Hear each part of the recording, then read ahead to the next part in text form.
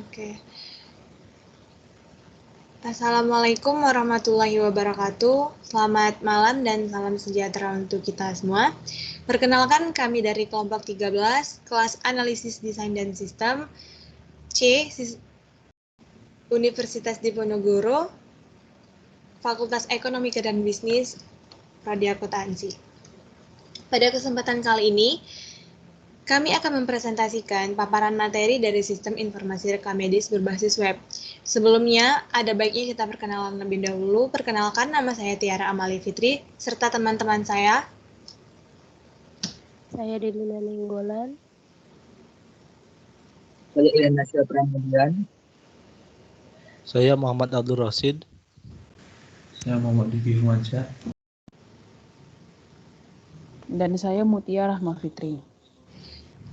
Baik, terima kasih teman-teman. Sebelum masuk ke paparan materi, ada baiknya kita mengetahui dulu nih apa itu rekam medis.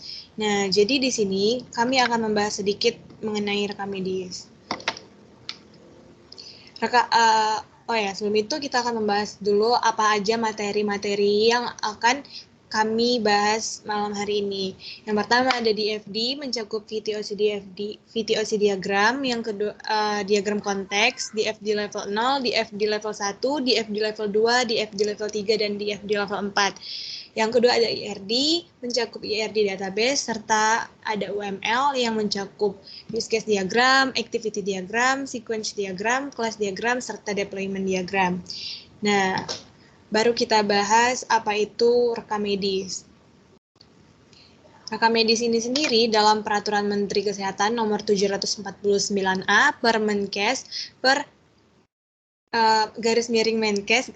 Rekam medis ini sendiri dalam Peraturan Menteri Kesehatan Nomor 749A _Menkes per _12 1989 dijelaskan bahwa rekam medis adalah berkas yang berisikan catatan dan dokumen tentang identitas pasien, pemeriksaan, pengobatan atau pemberian resep, tindakan dan pelayanan lain kepada pasien pada sarana pelayanan kesehatan.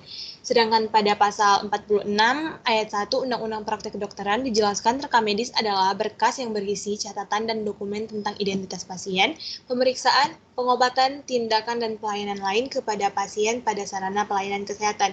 Jadi dari pengertian tadi itu hampir mirip penjelasannya tentang rekam medis. Nah, di sini kami memberikan contoh rekam medis secara manual, dapat dilihat di layar monitor. Selanjutnya, rekam medis berbasis web itu apa sih? Nah, di sini rekam medis berbasis web sendiri, sistem informasi rekam medis berbasis web yang kami buat adalah sebuah aplikasi web yang digunakan untuk memudahkan dalam memanajemen data pasien yang ditangani dokter. Sistem informasi rekam medis ini sendiri menyimpan data klinik pasien, baik yang rawat inap maupun rawat jalan. Nah, di sini ada gambar yang kami berikan tentang dashboard yang dari aplikasi rekam medis yang akan kami presentasikan pada malam hari ini. Selanjutnya, materi yang pertama yaitu DFD akan dibahas oleh saya sendiri.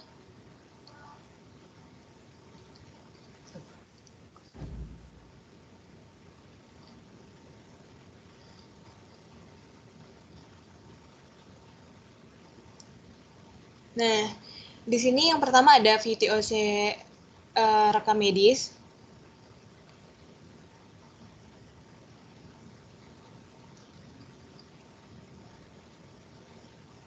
VTOC rekam medis ini dikenal dengan visual table of contents yang terdiri dari satu diagram hierarki atau lebih. Nah, diagram-diagram ini menggambarkan hubungan dari fungsi-fungsi secara berjenjang visual table of contents dan menggambarkan seluruh program. Nah, pada VTOC diagram sistem informasi rekam medis ini sendiri terdapat 4 aktivitas utama, yaitu yang pertama ada input data, yang kedua ada pemeriksaan, yang ketiga ada tindakan yang dilakukan, dan yang terakhir atau yang keempat yaitu cetak laporan. Di input data ada melakukan input data, dan di pemeriksaan ada bagian-bagiannya lagi yaitu nama penyakit, diagnosa, dan biaya pemeriksaan. Yang tindakan yang dilakukan terbagi atas 4, yaitu rawat jalan, ronsen, pemberian obat, serta rawat inap. Sedangkan dicetak laporan, itu ada struktur pembayaran. Selanjutnya, diagram konteks. Nah, diagram konteks ini sendiri adalah sebuah diagram sederhana yang menggambarkan hubungan antara entitas luar, masukan, dan keluaran dari sistem. Di sistem informasi rekam medis ini sendiri terdapat 3 entitas utama, yaitu admin, pasien, dan pegawai, serta satu sistem informasi, yaitu sistem informasi rekam medis. Untuk aliran datanya, admin akan menginput data obat, data ruang rawat inap, serta struktur pembayaran ke dalam sistem. Serta sistem akan memberikan output data obat serta data ruang rawat inap kepada pegawai, dan struktur pembayaran akan diberikan kepada pasien. Selanjutnya, pegawai akan menginput data pegawai ke sistem, serta data pegawai akan diberikan kepada, serta output data pegawai akan diberikan sistem kepada admin. Selanjutnya, pegawai akan menginput catatan riwayat penyakit pasien ke dalam sistem, dan sistem akan memberikan catatan riwayat penyakit pasien kepada pasien. Selanjutnya, pegawai akan menginput foto ronsen pasien ke dalam sistem informasi rekam medis, dan data foto ronsen pasien tersebut akan diberikan kepada admin oleh sistem. Selanjutnya, pasien. Nah, di pasien ini aliran datanya, pasien akan menginput data pasien ke dalam sistem informasi rekam medis, serta sistem akan memberikan data pasien tersebut kepada admin. Untuk selanjutnya ada di FD level 0. Nah, di DDFD level 0 ini, penggambarannya lebih menyeluruh dari aktivitas utama sistem informasi rekam medis itu sendiri. Pada DFD ini, penyimpanan datanya digambarkan oleh 2 garis lurus. Untuk aliran datanya, admin akan menginput data pasien, data pegawai, data obat, dan data ruang rawat inap ke dalam aktivitas yang pertama, yaitu input data, serta input data ini akan memberikan hasil, yaitu sebuah laporan yang akan disimpan dalam berkas, yaitu pasien, pegawai, obat, detail ruangan rawat inap. Serta selanjutnya input data yang telah dilakukan oleh admin tadi akan diberikan kembali kepada admin dalam bentuk daftar pasien, daftar pegawai, daftar obat, dan detail ruang rawat inap, serta data foto ronsen. Selanjutnya, admin akan selanjutnya ada entitas yang kedua, yaitu pegawai. Nah, di sini pegawai akan menginput data pasien ke aktivitas yang kedua, yaitu pemeriksaan, serta dari aktivitas yang kedua pemeriksaan tadi akan dihasilkan nama penyakit, diagnosa, dan biaya pemeriksaan, dan akan disimpal ke dalam file yang bernama catatan riwayat penyakit pasien. Nah, dari file catatan riwayat penyakit pasien tadi akan diberikan kepada pasien. Selanjutnya, pegawai juga akan menginput data nama penyakit serta diagnosa yang telah dilakukan dari aktivitas pemeriksaan tadi ke aktivitas yang ketiga, yaitu tindakan yang dilakukan. Dari aktivitas yang ketiga ini, tindakan yang dilakukan akan menghasilkan rawat jalan, ronsen, serta pemberian obat yang akan diberikan datanya kepada pasien. Serta pegawai akan menginput riwayat rawat inap pasien kepada admin. Dari yang terakhir ada aktivitas cetak laporan, yaitu admin akan memberikan data pasien, catatan riwayat penyakit pasien, serta total biaya yang akan dialirkan kepada aktivitas yang keempat, yaitu cetak laporan, serta hasilnya yaitu struktur pembayaran yang akan disimpan ke dalam file struktur pembayaran dan akan disalurkan atau diberikan data kepada pasien. Nah, di sini pasien itu sendiri tadi memiliki data foto ronsen. Nah, data foto ronsennya itu sendiri akan disimpan ke dalam file bernama rawat inap.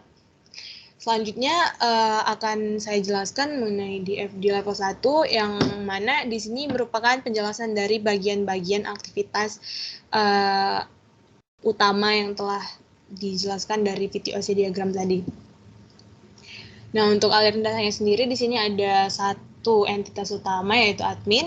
Admin di sini akan menginput data pegawai, data pasien, data obat, serta data ruangan rawat inap kepada aktivitas yang pertama. Ini turunannya melakukan input data dan hasilnya akan disimpan ke dalam file bernama pasien, pegawai, obat, dan detail ruangan rawat inap. Selanjutnya di FD level 2 merupakan penjelasan lebih lanjut tentang aktivitas utama level 2 tadi, yaitu pemeriksaan. Nah, di sini entitas utamanya ada dua, yaitu pegawai dan pasien. Yang pertama itu pegawai menginput atau melakukan pemeriksaan, dapatlah hasil nama penyakit. Di sini dari nama penyakit itu sendiri, pegawai melakukan diagnosa, dan dapatlah hasil diagnosa, serta dari diagnosa tersebut barulah pegawai menentukan biaya, yaitu dapat aktivitas biaya pemeriksaan kepada dan diberikan kepada pasien. Nah, dari pasien tadi, file-file yang sudah di-input oleh pegawai atau diberikan oleh pegawai akan disimpan ke dalam file bernama catatan riwayat penyakit pasien. Lanjut ke DFD level 3, yang mana di sini merupakan paparan lebih lanjut tentang aktivitas yang ketiga, yaitu tindakan yang dilakukan. Nah, di sini tetap ada dua entitas utama seperti tadi, yaitu pegawai dan pasien. Di sini pegawainya melakukan tindakan, yaitu rawat jalan. Dan dari rawat jalan ini menyarankan ronsen. Dari ronsen tersebut diberikan obat, yaitu pemberian obat kepada pasien. Nah, di sini pasien boleh melakukan rawat inap. Nah, dari rawat inap ini sendiri akan diketahui status ruangan rawat inap. Nanti akan dijelaskan atau dipraktekkan lebih lanjut oleh Muhammad Abdul Rashid. Nah, dari status ruangan rawat inap tadi, dapatlah dapatlah file, dan akan disimpan ke dalam file bernama riwayat rawat inap pasien. Selanjutnya DFD yang terakhir, yaitu DFD level 4. Di sini ada dua entitas utama juga, yaitu admin dan pasien. DFD level 4 tadi merupakan penjelasan dari aktivitas yang utama yang keempat, yaitu cetak laporan. Di sini admin akan menginput data pasien, catatan riwayat penyakit pasien, serta total bayar ke dalam cetak laporan. Dapatlah hasilnya struk pembayaran, dan struk pembayaran ini akan disalurkan kepada pasien. Itu saja yang dapat saya jelaskan tentang DFD.